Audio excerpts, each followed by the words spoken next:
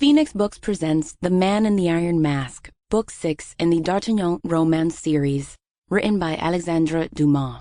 This performance by Christopher Cazenove is copyright 2019 Phoenix Books. It has been digitally remastered from the original 1994 Dove audio sound recording.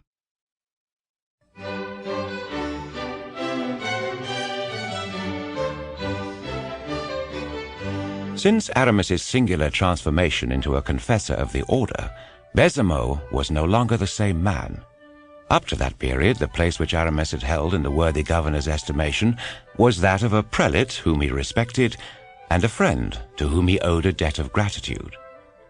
But now he felt himself an inferior, and that Aramis was his master.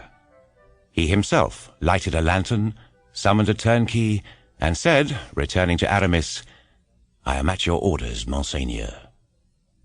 Aramis merely nodded his head as much as to say, "Very good," and signed to him with his hand to lead the way. Baisemeaux advanced, and Aramis followed him. The turnkey, the same who, on Aramis's first arrival, had shown himself so inquisitive and curious, had now become not only silent, but even impassible.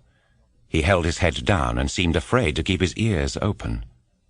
In this wise they reached the basement of the Bertaudière, the two first stories of which were mounted silently and somewhat slowly, for Baisemeaux, though far from disobeying, was far from exhibiting any eagerness to obey.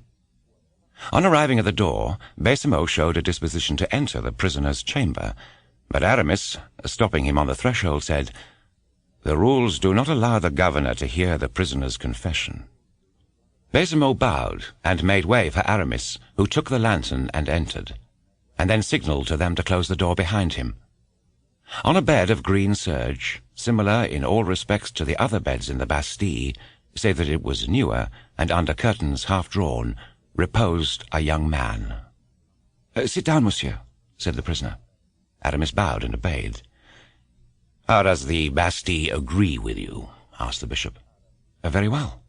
"You do not suffer?" "No." "You have nothing to regret?" "Nothing." "Not even your liberty?" "What do you call liberty, monsieur?" asked the prisoner with the tone of a man who is preparing for a struggle. "I call liberty the flowers, the air, light, the stars, the happiness of going whithersoever the nervous limbs of 20 years of age may wish to carry you." The young man smiled. Whether in resignation or contempt it was difficult to tell. "Look," said he, "I have, in that Japanese vase, 2 roses gathered yesterday evening in the bud from the governor's garden. This morning they have—" Sample complete. Ready to continue?